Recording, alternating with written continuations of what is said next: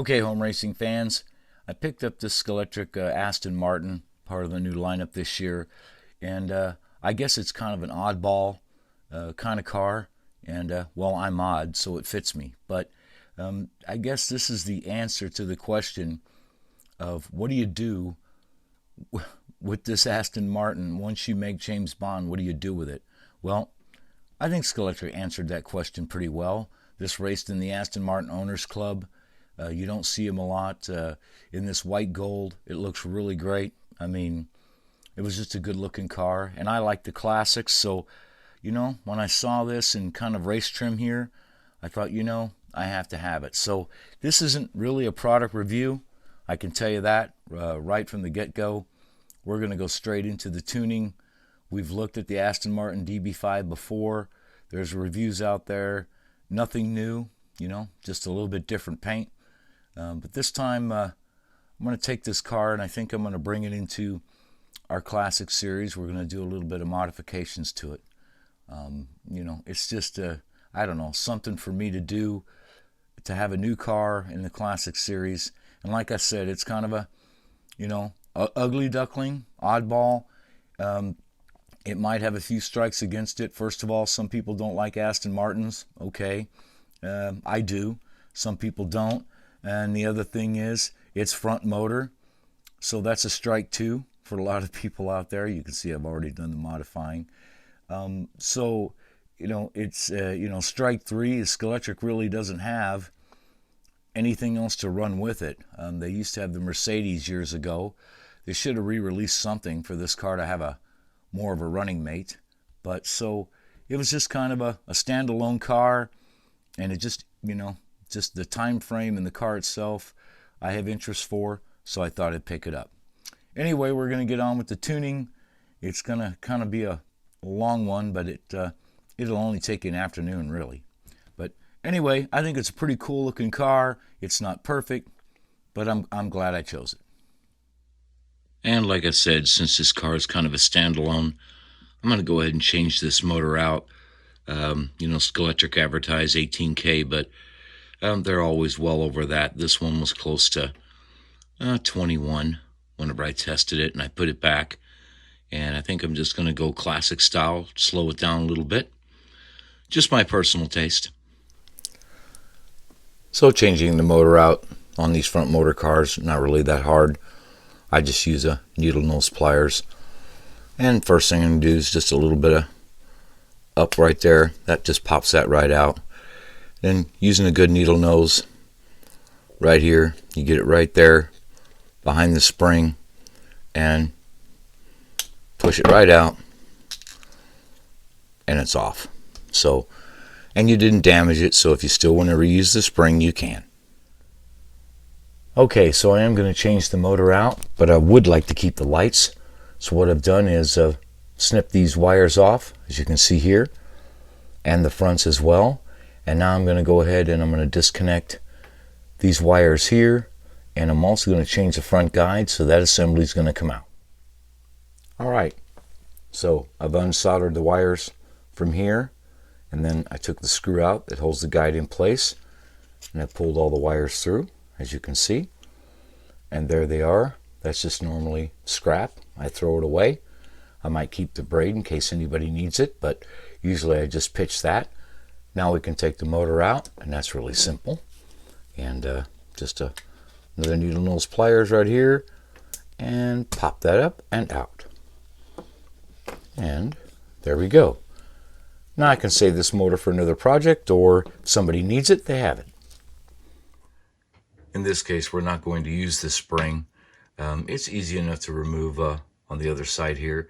Just get a good pliers, grip it right here, or put it in a vise, and then do the same method. Now I've already popped this off to show you, because it takes a little bit of force because of the knurling, but then again, you just apply the same thing, and there it goes. Flies away. But it's off of there. You'll see the knurling on the shaft there. That's what holds it in place. We're going to talk about the motor here in just a second and what we're going to use. So for the guide replacement, I'm going to go with Sliding Plus. I'm going to use the Universal Sport guide. That's a pretty nice guide for this car. It'll work just fine. And to set the height, CG slot cars, They make this adapter that'll drop right in there.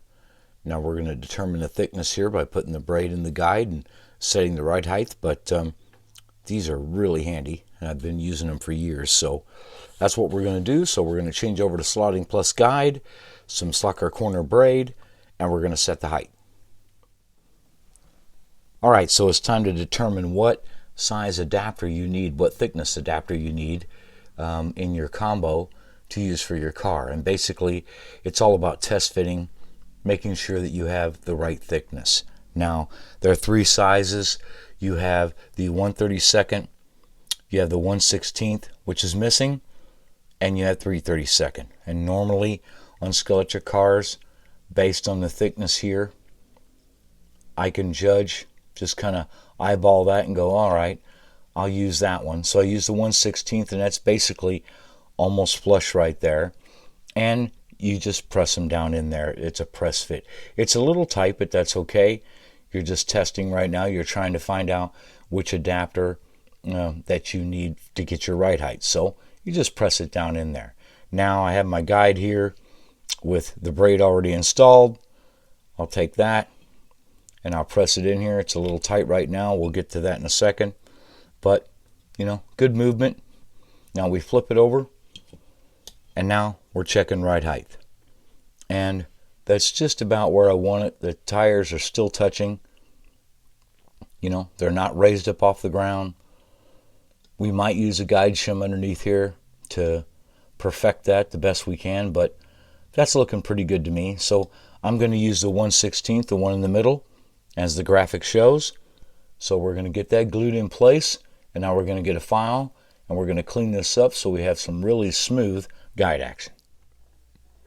And before we get to test fitting, if you use Slotting Plus guides, there's something that you might want to do. You can notice these three post impressions right here. This is from the injection mold where they popped it out, and it's pretty notorious for leaving behind flash molding. So what I usually do is I just take a good sharp X-Acto blade and just clean that off, make sure that's smooth, get rid of that flash molding. Otherwise it'll likely catch on the bottom of your adapter or other slot car you put it in. So just something you might want to do before you get started. Okay, now we can talk about the guide fitment. Now, right out of the box with a CG Slot Cars adapter and some cars without adapters, the Slotting Plus guide, which is the guide I like to use, is a little tight fit. This one is not. This one is nice and smooth, and that's because we've already sanded out the hole. Now, there's two ways of doing this. Of course, you can get the right size drill bit, 1/8, and doing it by hand. So I don't have my pin vise on here right now, but you can do this by hand. You don't want to use a drill or a Dremel because you might take away too much material. So you can do that. But there's not a lot of material to remove, so that's when I usually just use a round file. I get in here and I just give it a few runs, and then I test fit the guide. You know, I'm not taking away too much. Then I test fit the guide. If it's not enough, then I do it again. But we've got really good rotational feel right here. Now normally I use at least one guide spacer. That's just me to test fit. We're going to check the right height, but I like using these small guide spacers from Slot Car Corner. So we're just about done with the guide. We've got our adapter in. Now we're going to get it mounted. Alright, so we're going to install our braid, at least temporarily here, so that we can install it in the car, because we want our braid installed so we know exactly where to trim our post so that it fits inside the car. So basically you just install the braid. I like to go from the top down like this. That's just my preferred method, and then fold it over like that. And then you can notice here that I have installed one shim. Like I said, I like to use, at least start with one of the shims, the guide spacers from SCC. Usually that's the one I use to get started. You can always adjust, take away more, everything else to set up your proper ride height, but I always install at least one. Alright, so I've installed it in the car, and now I'm checking the ride height, and actually this is pretty good for this car. Well, I am going to sand these tires just a little bit, but they are still touching, and I like that. My sweet spot for me is I like the tires to touch so that they turn, but they don't support the full weight of the car. Like I said, kind of the sweet spot right in the middle. That's my kind of tripod. So that's looking pretty good right there. So I'm going to go ahead and mark this. And remember, even if you go a little bit low, that's fine. Your screw will still insert in there and hold your guide in place. So it's just easy enough now to just take a Sharpie, give it a good mark, go on each side. The black Sharpie will show up pretty good. So that's it. Now you can cut it. Alright, now it's time to trim our post. As you can see, the line there shows it pretty well with your Sharpie right there. You can see it. Now to trim the post, there's a few different ways you can do this, whatever you're comfortable with. I will tell you that using something like a sprue cutter or something like that is probably not what you want to do, because a lot of times what you can do is you can deform the post. It's going to squeeze it together. Then you have to get your pliers and bring it back into shape. So that's really not the ideal method. One method is to use a good old-fashioned razor saw. X-Acto blade razor saw, you've seen these before, and it's pretty easy. You can put it here, and actually all you have to do is just draw it backwards. You'll start going through the material. You can do it that way. I've done that way several times. Another real easy way to do it, though, is just get a good, fresh X-Acto blade. Make sure you have this secure. Hold it with a pliers or something. And basically, you can just put it right there. And you can just work your way through it, back and forth a little bit.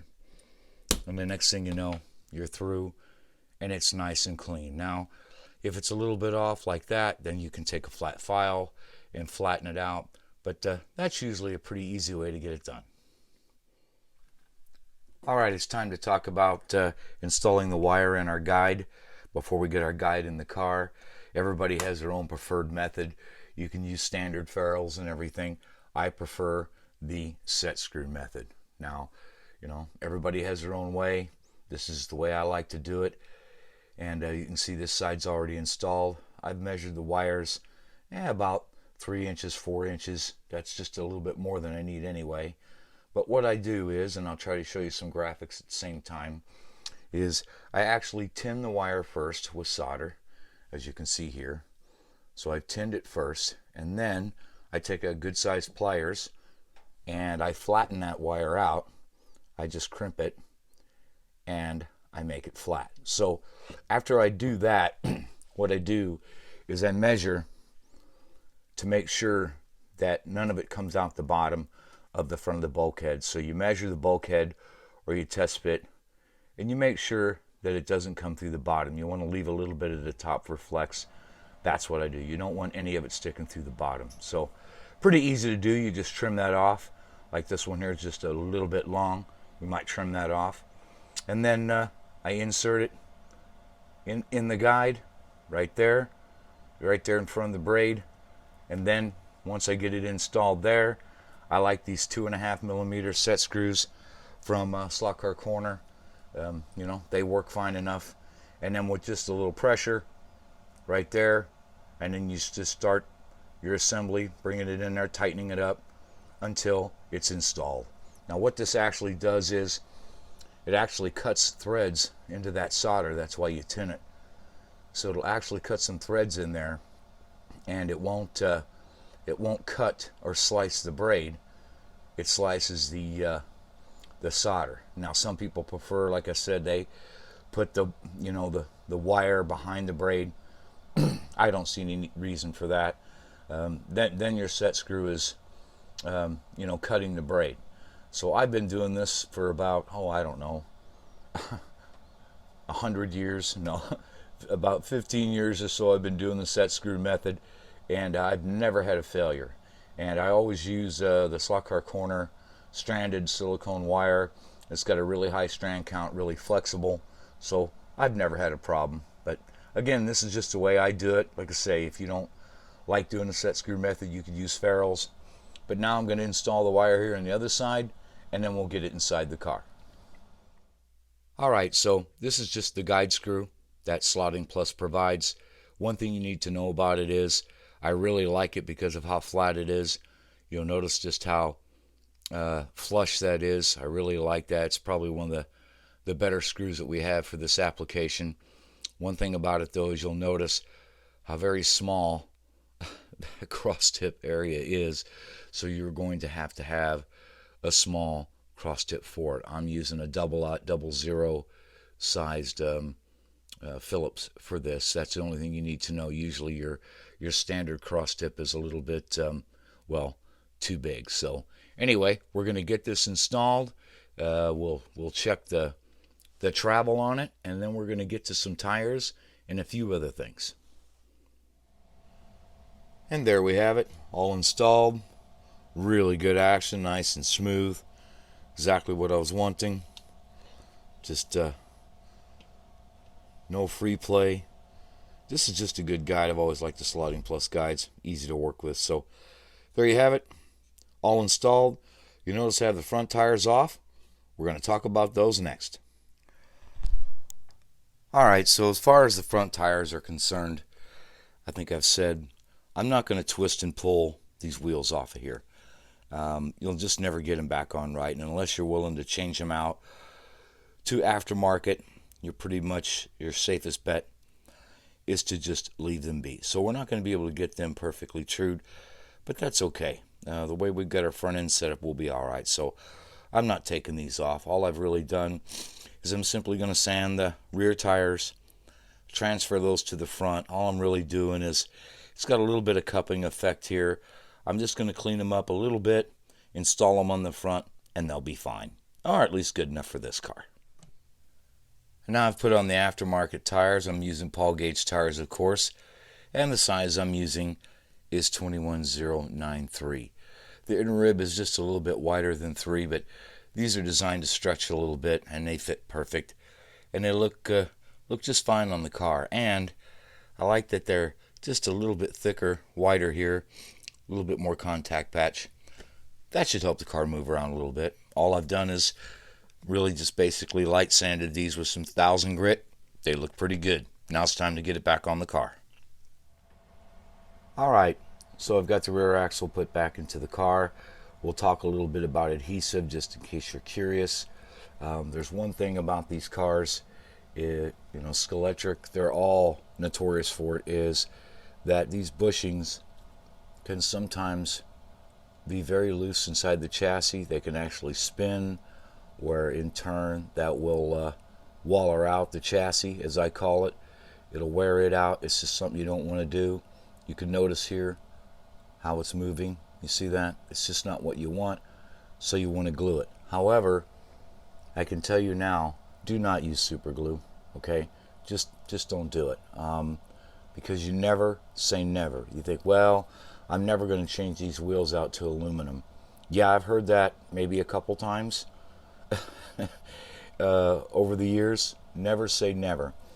You want something strong, but yet something that you can easily peel away or still pop this out without damaging the chassis, okay? So everybody has their favorite, okay? A lot of people love shoe goo. Silicone to put on there.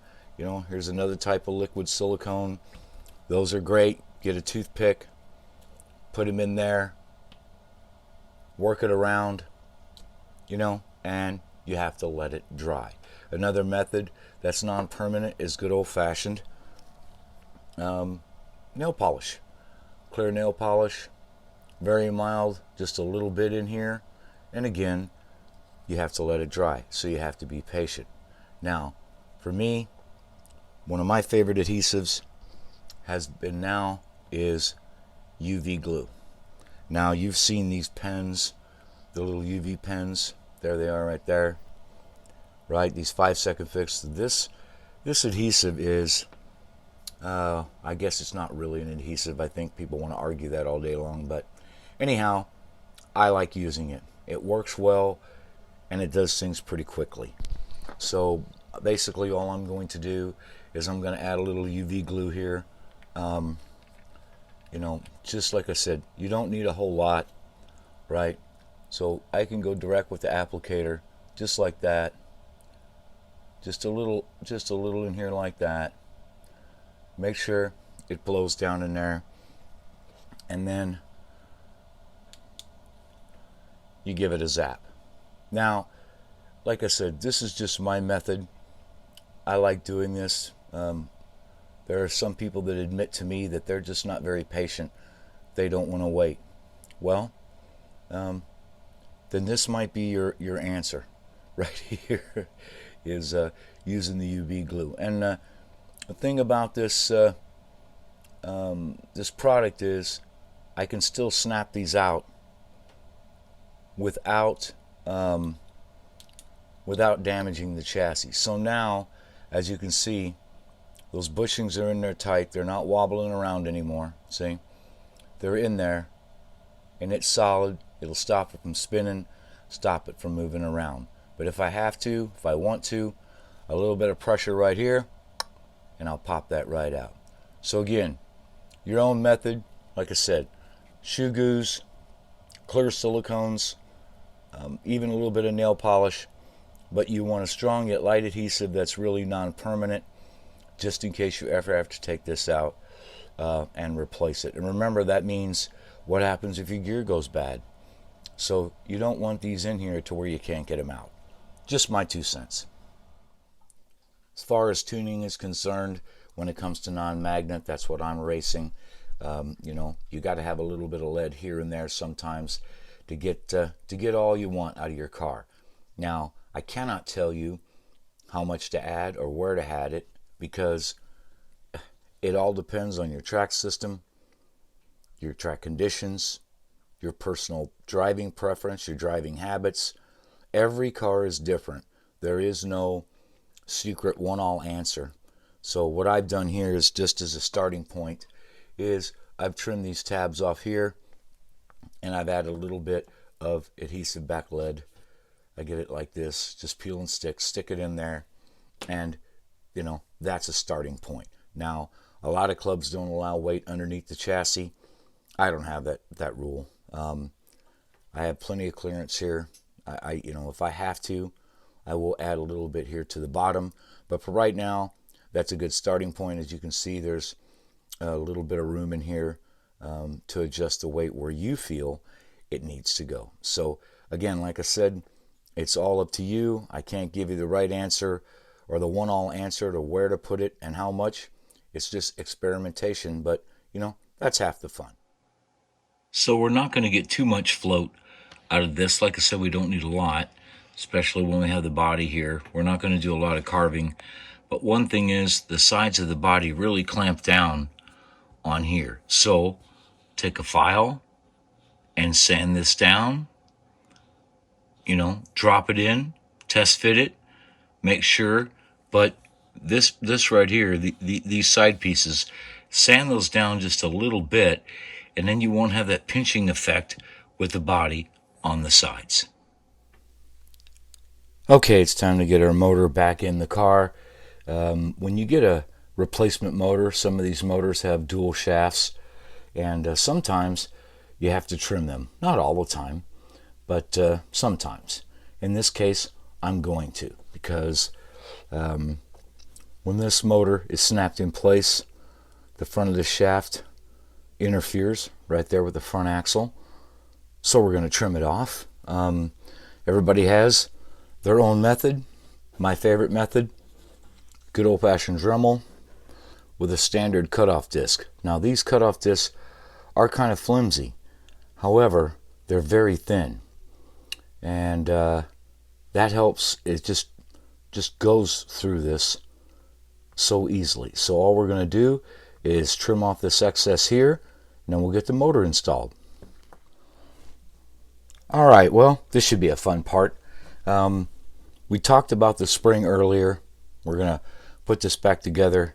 I can tell you right now that a lot of the times, 90% of the time, I just don't like reusing the spring. It's just too stiff. Sometimes they're bent. You don't know it, causes vibration. I just get rid of them. They're just difficult to work with. The other reason is that this motor shaft here is not knurled. the Scalextric one is. You'll notice that here on that end there's knurling, and that helps the spring bite. Well, we don't have that in this case, and that's okay because I rarely ever use this unless I have to. One of my favorite things to use is silicone tubing as a sleeve. 1.5 millimeter inside diameter, about 3 millimeter on the outside, and it will slip over your motor really easy. It's a pretty tight fit, but we're going to glue it anyway. So what we're going to do here, and I'll show you that friction, see? There you go. So what we're going to do here is I'm just going to measure it and cut it. Alright, so it's not that critical, but I still like to measure. I'll go ahead and I'll put the motor shaft in place, and then I'll just go ahead, give a quick measurement. I try to go as close to the end of the motor there as possible to give as much sleeve. Kind of balance it out, make it about even. I'm thinking right around 20 millimeter. Like I said, it's not that critical, but now I know how long to cut this tubing. We'll get it cut, and then I'll show you how to glue it in place. Alright, so since we don't have any knurling, we're going to use a little bit of adhesive. You're going to want to score this motor shaft to help adhesive stick to it. Like I said, it's a pretty good pressure fit with that tubing, but you still want to use a little adhesive. I just use some very coarse sandpaper, and I will just sit here and go around it like this, just by hand. You don't have to power the motor, and just go around it using your eyes. Just check it and score it up a little bit. That's all you really need to do. Now we can get the tubing installed. Alright, a few things about adding adhesive and the type of adhesive.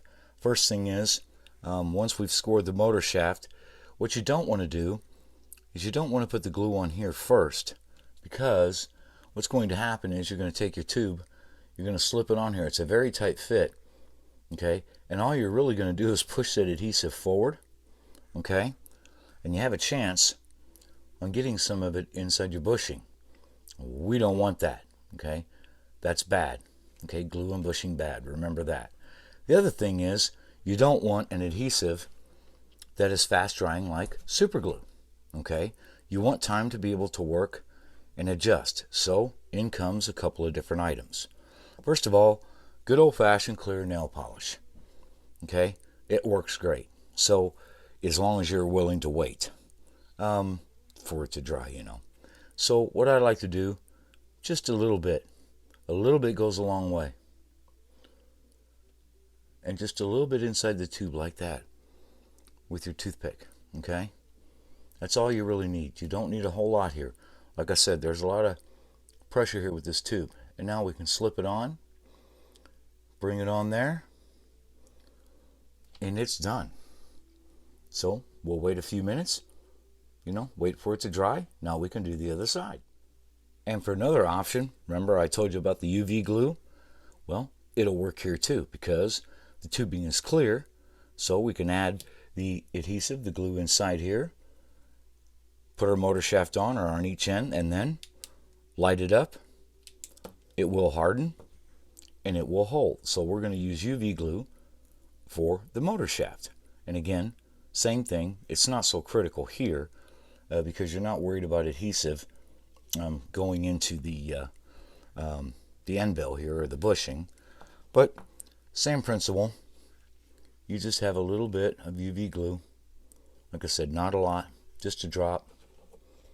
Okay, we'll get it in here, float around in there a little bit like that. We're good to go. Now we can take the motor shaft, slip it on here. Good tight fit. That knurling helps. It's really tight. Push it on there. That's close enough. Now we can get it inside the chassis and adjust it, because we have time. We haven't hardened this yet. Alright, so for adjustment here, you know, you're checking your pinion. You make sure that your pinion isn't pressed again, your crown boss here. So you're going to try to get that set just perfect, just like it was.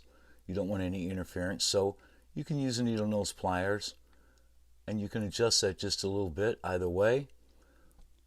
that looks just about right. Now, because we use the UV glue or the nail polish, whatever, we can let it dry. Now, I can just sit here and zap this, and it will dry it pretty quickly, actually. And like I said, it's stronger than you think it is.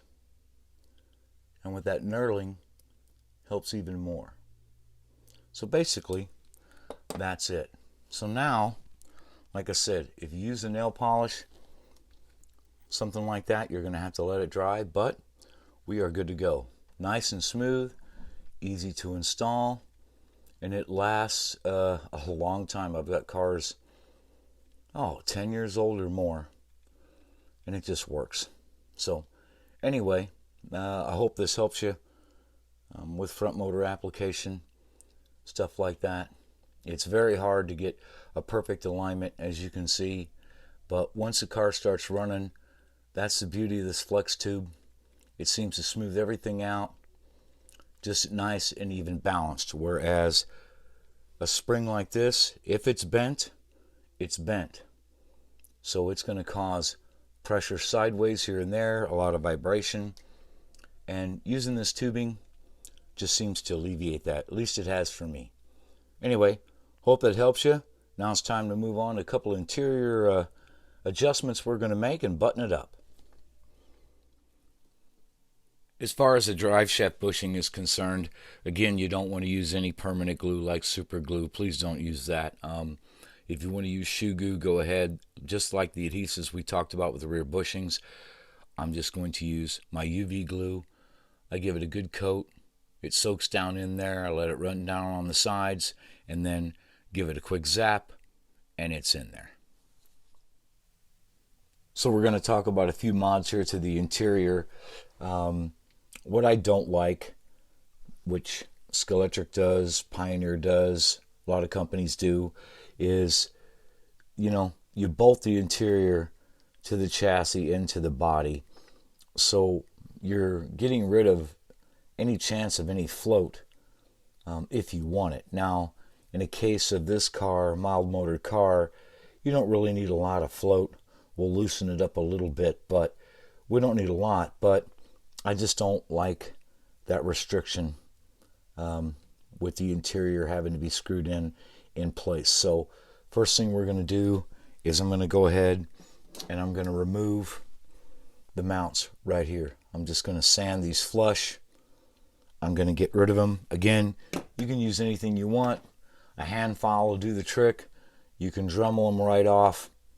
Whatever, you can do that. The other thing we're going to do is a lot of times when you add adhesive to these bushings, you have a buildup on top. So if you use shoe glue or really any adhesive, you're going to get a little buildup. And what happens is, you'll see these tabs that come down. Well, these are designed to sit over those bushings to hold them in place. That's the design theory anyway. But once you put adhesive over the top, well, you've raised it up. Well, now you have the issues. Well, I get rid of it anyway. So all I'm going to do is I'm just going to trim these things right off because I don't need them anymore. We don't need them to hold those bushings in because we've glued them. So just remember that when you do add adhesive, you could build this up, and if you leave these in place and you're wondering why the body isn't fitting right, this is probably the culprit. So anyhow, I'm going to sand these off. I'm going to get rid of those, and we'll glue this in the body. There we are, pretty easy.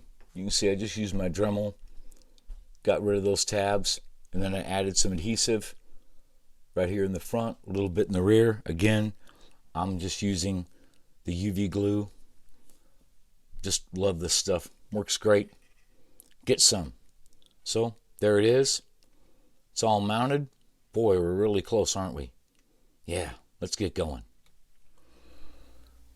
All right, so there we have it. I know, finally, right? Hey, it's taken me longer to make the video than to tune the car. It's a good afternoon project. But anyway, everything's, I've got everything all wired up. Just make sure your wires are clear of the interior, things like that. That's just simple things that we have to do. But the lights and everything work just fine. Let me get that. You can see them coming on in the front. So I did manage to keep the lights. Everything sounds really nice and smooth. I just look forward to giving it a test run. So got a little bit of detail we're going to add to the car, just for laughs. Hope you appreciate it. We'll see. And then it's time to get a test run. All right, so a little detail work. This is all personal preference, but what I've done is I'm just working on the wheels, a little bit of this chrome. I don't, you know, they look pretty good, the wheels, but it's just too clean to me. Just kind of looks odd, just a personal preference. So what I've done is I've added a little black wash to the inside of the wheels, and to do that, it's just really simple. I have a little bottle of water back here, and I'm using some good old Apple Barrel inexpensive paint. You can find it at Walmart, any hobby store. Pavement is the color here. And basically I just put a little bit of paint on here. I dab it down here a little bit, make sure I got plenty of water. I don't want to go too thick. You kind of got to mess with it a little bit, and then you just start adding it on the inside. You know, it's just a water-based acrylic paint. You're not going to hurt anything. If you make a mistake, you can easily clean it off. So, you know, there it is. A little bit heavy here and there.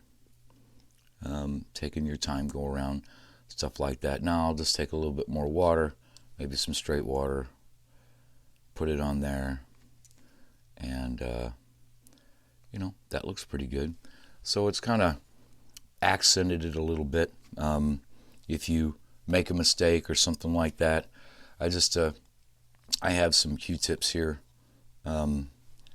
Just get them a little damp, roll them around, not too much water, and then you can rub off, you know, the highlights there. Like if you didn't want it there, you could just rub it off. But that's what I'm going to do. I'm going to do the front grille as well, but I just like the look of it.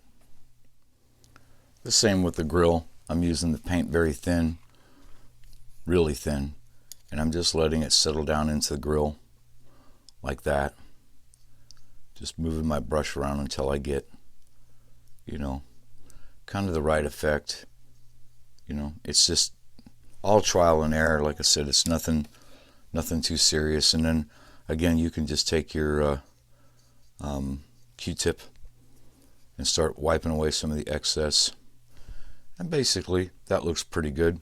Once that dries, that'll just have a nice effect. I just think it looks better. All right, there we have it. Nice little afternoon project. It's going to be a fun car, I think. I look forward to running it. So let's see how close it is to our other Classic Series cars.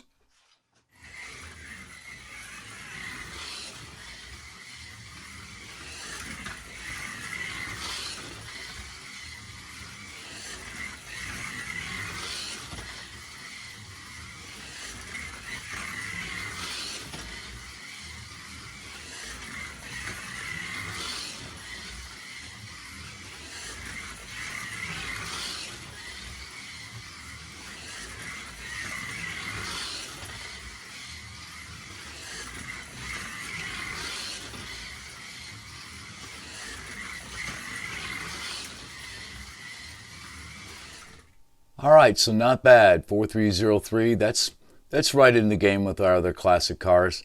Not that I really cared. Being a lone wolf racer, don't really race in a series. The car is just enjoyable, just more fun to me. But 4303, that puts it right in the series. Maybe the next time we have an event, we'll break it out. All right, so at the end of the day, I'm pretty happy. This was a fun little afternoon project. Like I said to start, it's just kind of an odd car to some people. I'm odd. It fits. So it was just a lot of fun tuning it. We didn't spend a lot of money replacing a lot of parts. You know, we've done the guide and the motor, but, you know, that's a lot of standard stuff that we do nowadays. But, you know, I didn't do the whole running gear. But, you know, this car runs pretty good. It's a pretty fun little classic, and it looks cool. Like I said, nothing's ever perfect. As far as Aston Martins go, Scalextric's done an okay job. It's not perfect, but I like it. It was fun to tune to bring it into the classic class. Anyway, I hope you guys enjoyed it. I know it was kind of long, but I just thought I'd kind of do a ride-along with the tuning that I've done, and I hope it helps you guys. Anyway, have fun out there, and I'll see you online.